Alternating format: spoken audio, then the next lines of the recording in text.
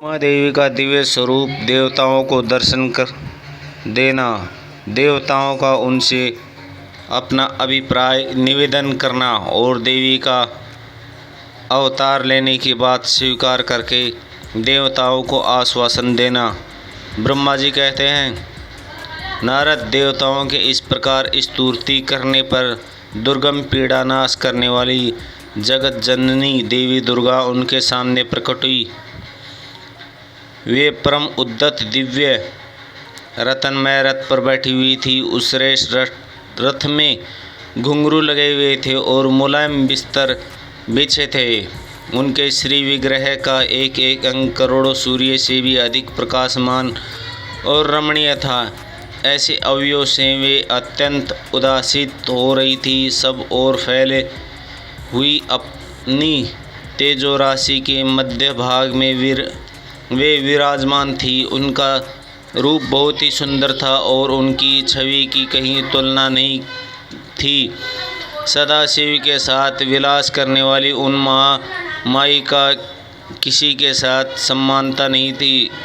शिवलोक में निवास करने वाली वे देवी त्रिविध चिंतनमय गुणों से युक्त थी। प्राकृतिक गुणों का अभाव उनमें उन्हें निर्गुण का कहा जाता है। वे नित्य रूपा वे दुष्टों पर प्रचंड कोप करने के कारण चंडी कहलाती हैं, परंतु स्वरूप से शिवा कल्याणमयी है। सबकी संपूर्ण पीड़ाओं को नाश करने वाली तथा संपूर्ण जगत की माता है। वे ही प्रलय काल में महानिंद्रा होकर सबको अपने अंग में सुला लेती है तथा वे समस्त सौजनों भक्तों का संसार सागमर से उद्धार कर देती है।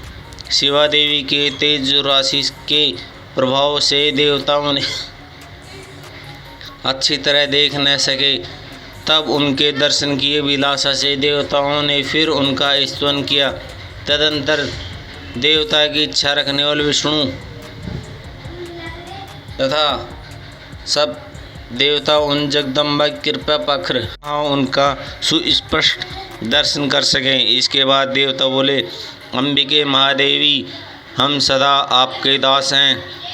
आप प्रसन्नता पूर्वक हमारा निवेदन सुने। पहले आप दक्ष की पुत्री के रूप में उत्तीर्ण हो लोक में रुद्रदेव की वल्लभा का हुई थी।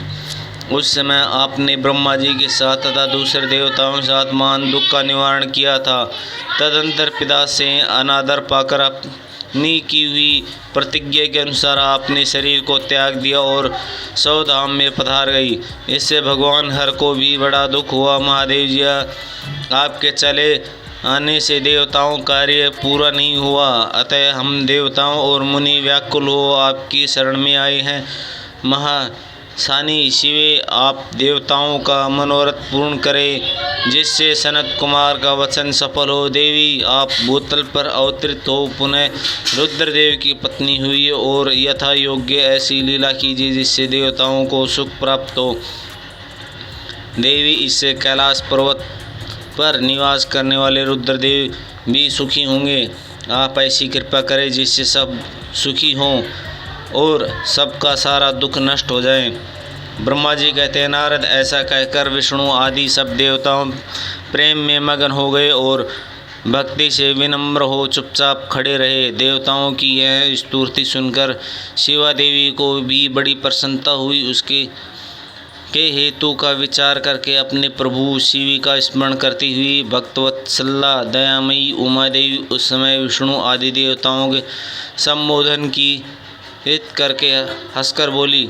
उमा ने कहा, हे हरे, हे विधे और हे देवताओं तथा मुनियों, तुम सब लोग अपने मन से व्यथा को निकाल दो और मेरी बात सुनो। मैं तुम पर प्रसन्न हूँ, इससे संशय नहीं है।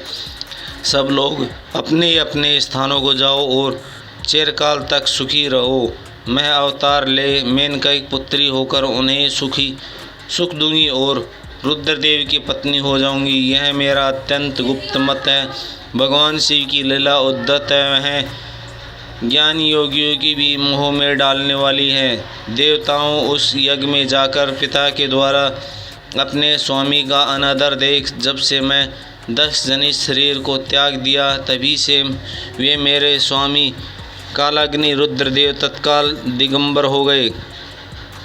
वे मेरी ही चिंता में डूबे रहते हैं। उन्हें मन में यह विचार उठा करता है कि धर्म को जानने की सती मेरा रोष देखकर पिता की यज्ञ में गई और वहाँ मेरा अनादर देख मुझ में प्रेम होने के कारण उन्हें अपना शरीर त्याग दिया है। सोचकर वे बार बार छोड़ अलौकिक वेश धारण करके योगी हो गए हैं। मेरी स्वरूप भूता सती के वियोग को वे महेश्वर सहन न कर सके।